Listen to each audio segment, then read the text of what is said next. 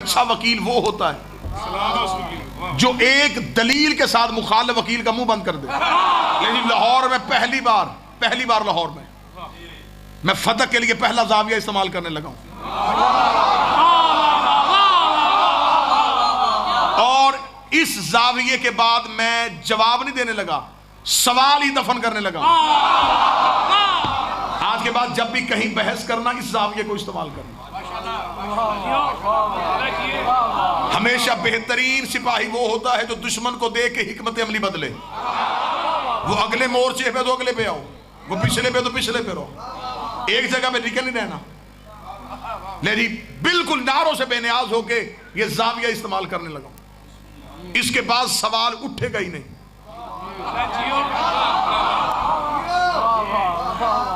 اب دو سوال ہیں اس وقت جو پوری دنیا میں ہو رہے ہیں کہ بی بی دربار میں کیوں گئی تھی. ٹھیک ہے, میں زاویہ دینے لگا ہوں. کہا جاتا ہے کہ بی بی اپنا حق لینے گئی تھی, تو کیا کہہ کے بی بی کا حق نہیں دیا گیا؟ وہ کہتے ہیں اس لیے نہیں دیا گیا کہ نبی جو چھوڑ کے جاتے ہیں وہ وراثت نہیں ہوتی, وہ امت کا ہوتا ہے اور وہ صدقہ ہے اور اس پہ امت کا حق ہے. صاحب بحث ہو رہی ہے وراثت پہ. شیعہ ثابت کرنے کی کوشش کر رہے ہیں کہ وراثت بیٹی کا حق تھا, اسے ملنی چاہیے. غیر شیعہ ثابت کر رہا ہے روایتوں سے, وہ حدیثوں سے, وہ حدیثیں نکال رہا ہے, اور ایک جگہ پہ وہ سٹینڈ کر رہا ہے کہ نبیوں کی وراثت نہیں ہوتی.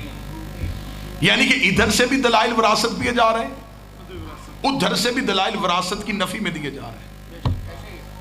لے جی میں تیسرا دروازہ کھولنے لگا ہوں.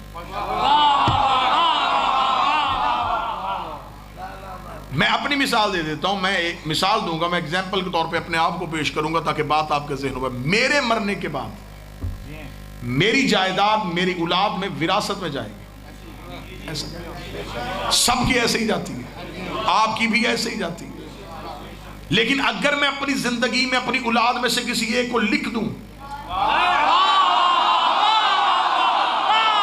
تو وہ اب وراثت نہیں رہے گی, اس کی ملکیت ہو جائے گی. جھگڑا جناب وراثت میں کس بات کا ہو رہا ہے؟ نبی تو اپنی زندگی میں زہرا کو لکھ کے لے گئے تھے, حاکم نے وراثت میں قبضہ نہیں کیا تھا, زہرا کی ملکیت میں قبضہ.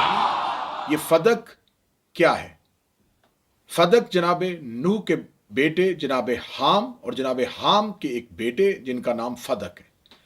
یعنی کہ جناب نوح کا پوتا جس کا نام فدق ہے, اس نے اس جگہ کو آباد کیا, جسے میرے اہل سنت بھائیوں کی کتاب معجم البلدان میں اور صاحب تاریخ الخمیس نے اسے یوں نقل کیا. جناب نوح کے پوتا جناب فدق نے اس جگہ کو آباد کیا, اس میں باغات لگائے اور اس کو رہنے کے قابل بنایا.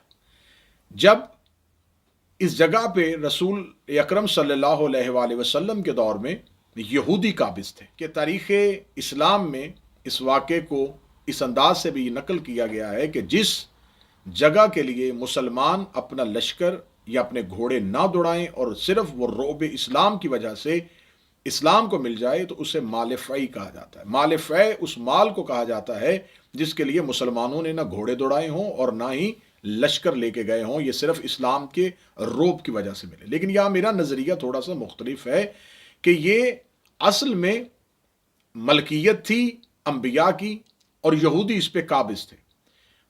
لیکن کیونکہ وہ قابض تھے, انہوں نے رسالت مآب صلی اللہ علیہ وآلہ وسلم کو یہ جاگیر اپنی مرضی سے دے دی. اس کے لیے اہل سنت کی معتبر کتابیں فتح البلدان میں ابی الحسن بلازری نے, معجم البلدان 139 نمبر صفحہ مطبوعہ بیروت یقوت الحمری بغدادی نے, تاریخ تبری میں جلد نمبر 3 میں ذکر غزوۃ الخیبر میں, تاریخ کامل جلد نمبر 108 پہ ابن اسیر نے, شرح ابن ابی الحدید جلد نمبر 4 صفحہ نمبر 108 پر, اور تاریخ الخمیس جلد نمبر 2 صفحہ نمبر 58 پر لکھا گیا کہ اس جاگیر کو محیصہ بن مسعود انصاری جو اہل فدق کے پاس گئے تھے, تو ان کے سردار یوشع بن نون نے رسالت مآب صلی اللہ علیہ وآلہ وسلم کو لکھ کے دی, اور ان تمام جو کتب میں نے آپ کے سامنے جن کے نام لیے ان میں لکھا ہے کہ یہ صرف فدق خالصتاً رسول اللہ کی ملکیت تھا. جب یہ رسالت مآب کو مل گئی تو اس کے بعد خدا نے قرآن میں سورہ حشر کی آیت نازل ہوئی، بسم اللہ الرحمن الرحیم، ما عفا اللہ علی رسولہ من اہل القرى فللہ ولرسول ولذی القربى والیتامى والمساکین وابن السبیل۔ اس آیت میں خداوند متعال ارشاد فرما رہا ہے کہ جو مال اللہ نے اپنے رسول کو کریا والوں سے بغیر لڑائی کے دلوایا، اس میں حق ہے خاص اللہ کا، اس کے رسول کا، ذوی القربا کا، والیتامى والمساکین وابن السبیل، یتیم، مسکین اور مسافروں کے لیے۔ یہ جو آیت ہے، اس آیت کے ضمن میں تفسیر کبیر اہل سنت برادران کی، تفسیر مظہری، فتوحات الہیہ، تفسیر روح المعانی، تفسیر در منصور اور تفسیر جواہر، ان تمام تفاسیر میں یہ نقل ہوا کہ جب یہ آیت آئی تو اس آیت سے مراد وہ فدق کی جگیر ہے جو اللہ نے رسالت مآب صلی اللہ علیہ وآلہ وسلم کو بغیر جنگ کے خیبر کے یہودیوں سے دلوائی تھی، لہٰذا یہ آیت صرف اس جاگیر کے متعلق ہے۔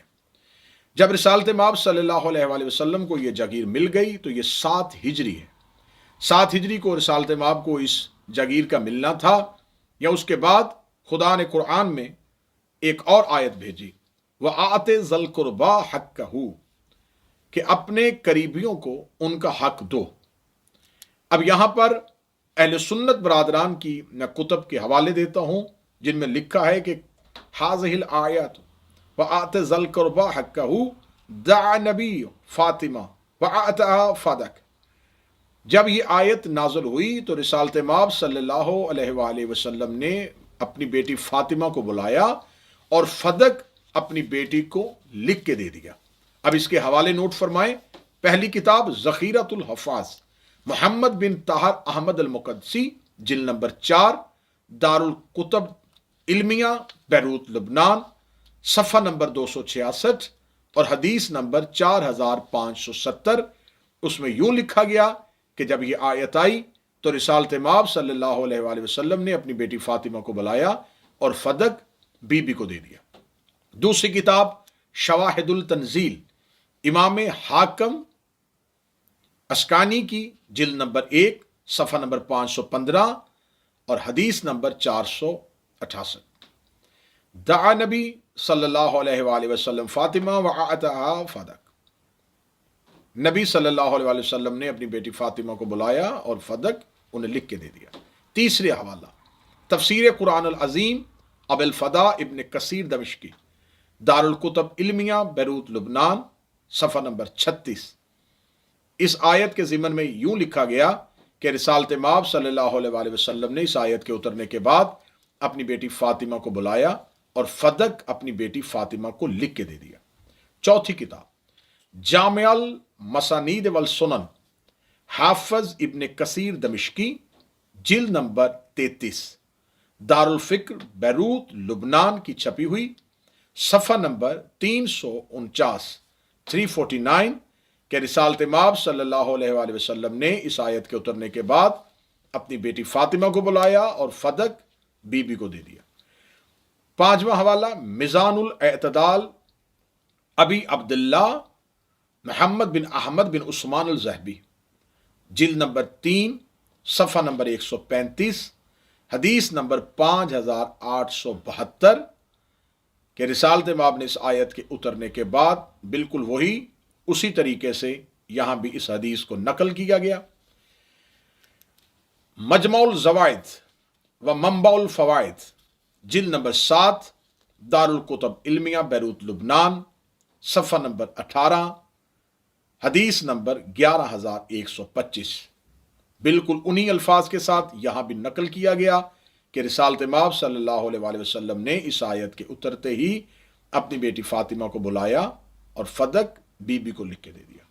ساتواں حوالہ المطالب الاعلیہ، جلد نمبر 8، حافظ شہاب الدین ابن حجر اسقلانی، اہل سنت برادران کے مشہور مفسر و مؤرخ، صفحہ نمبر 280، مطبوعہ بیروت، حدیث نمبر 3717 کہ جناب سیدہ کو رسالت مآب نے بحکم خدا فدق دیا۔